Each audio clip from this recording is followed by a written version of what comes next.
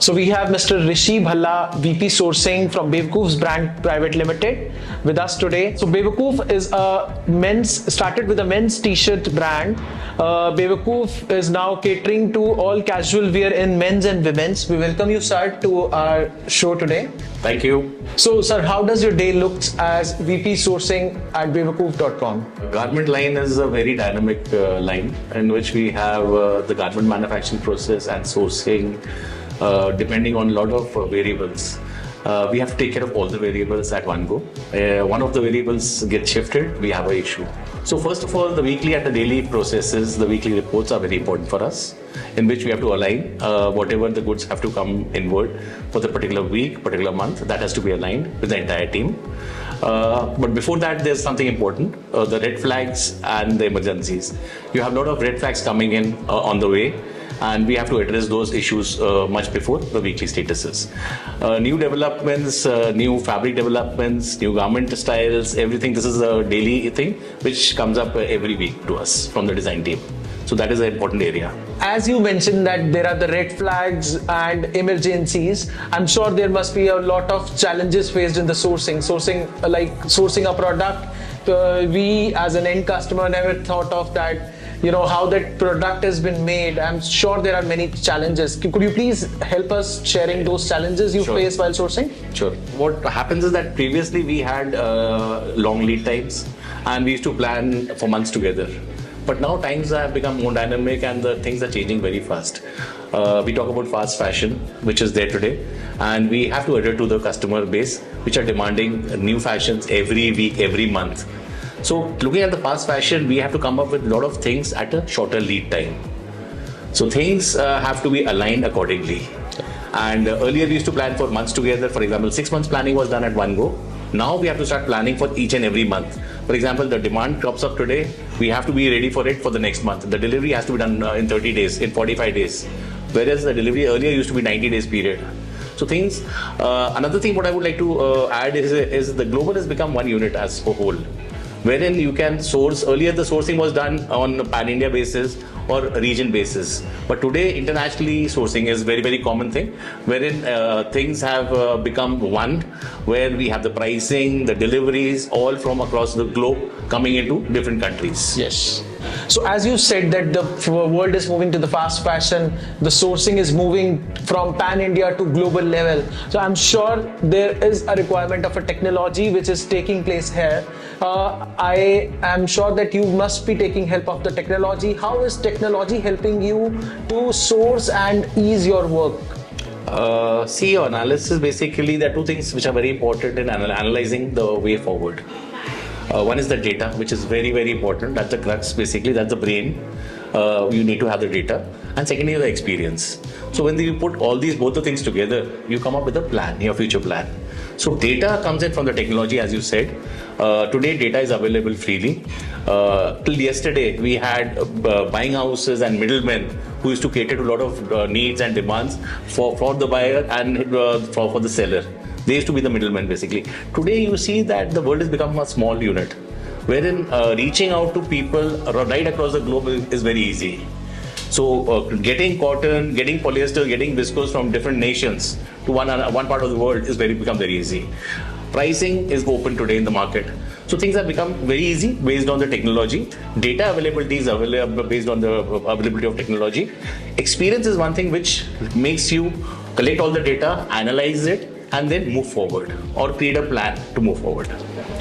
Very well, sir. Yes, experience is always important when the data is provided. So as world is moving towards sustainability and focusing on the compliances of the manufacturing units, so just wanted to know your viewpoints on sustainability and compliances. Mother Earth, I would say, has a limitation that it can hold up X amount of garbage. We are very popular to create garbages. Coming back to fast fashion is what? Earlier we used to have our fathers wearing shirts for 3, 4, 5 years at one go. The shirt used to be spick and span after 5 years also. But today, after 10 washes, you want to have a new t-shirt or maybe a new shirt. So the thing is that things are changing very fast. What happens to your old shirt? What happens to your old trouser? It goes as a garbage. Somebody might wear it, somebody might not wear it. But it goes as a garbage basically. Things have to be recycled. These are the things where your ecological system has to be balanced. Balanced by whom? Balanced by us. So think is that this reuse of the old materials, old things, rather than using fresh fibers and fresh fabrics, if we can use the existing things available with us to make it to fabrics and convert it to garments and maybe reuse by wearing them again on basis of the fast fashion and new fashion, that would be helping the ecological system in totality. That is very, very important for us. And I think so we are the ones who have to initiate this process of balancing the ecosystem. Secondly, coming on to compliances. Yes, compliances are a very, very important part of the industry, especially the garment industry as a whole, the fabric and the garment industry. Minimum wages, canteen facilities, your medical facilities, all this comes under compliances. Your emergencies, fire exits, everything is part of the compliances. This is the social compliance, what is required by each and every factory. Some can afford it, some cannot. But I would prefer, yes, working with units which are compliant. Another point which I would like to say that there are new things which have come up in social compliances like child creche, wherein the mother can leave the kid in a small common room where you have all the kids there. She can go to work and come back in the lunchtime, meet the kid, spend some time, go back and work, and in the evening both of them can go home. This is a very, very important, it's a very emotional thing basically which the industry has given weightage to and they have adhered to. So I love this kind of things which are coming up on compliances. Compliances also help us in a few other things like, for example, your dye stuffs and your print stuffs, print chemicals are ASO-free, which is good for the well-being of the human. And there are things like lead-free things have been used and they've been promoted, so it does not hamper with the health of the humans. Kids' garment normally are made on the same machines. We have breakages of needles during the production process, which cannot be identified by a normal human eye. There are needle detectors through which the kids' garment have to go through. So that end of the apna process, we have these things checked. So there's no needle or broken needle left in the garment, which can harm the kid. So these are small things which are very, very important, which should be adhered to 100%. So as the demand in the market is increasing, so I just wanted to know, sir, how you are facing and managing the competition in the market. First of all, you need to be updated with what is happening in the market, with your competitors, with your customers, what they exactly want. I would again go back to the same classic example, what I learned during my MBA days, the 5 Ps. That is the product, price, promotion, place, and people. These 5 things are very important. Product, you need to have the right product which is being offered to the customer and at the right price. Promotion is required because marketing of the product has to be done with the customer. The customer should know where the product is available, what he really loves.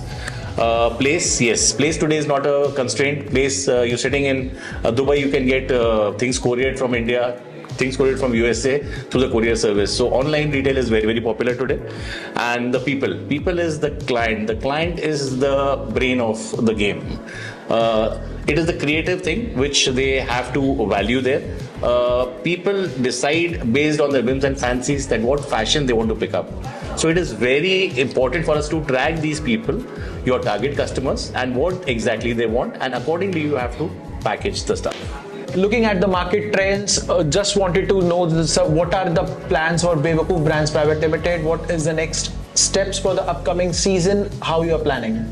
The major trend is shifting from regular t-shirts. Regular t-shirts have always been in, but yes, oversized t-shirts have really picked up pace in the last 6 months, and it is here to stay for some more time. We are doing a lot of styles based on the oversized category, and men's and women's both. So that looks to be a good bet. And we also will be launching our teenage category in this year. Oh, nice. That's good to know, sir. All the best for your upcoming season, and thank you for your all timing and coming here to our studio all the way. Thank you, sir. Thank you. Thank you.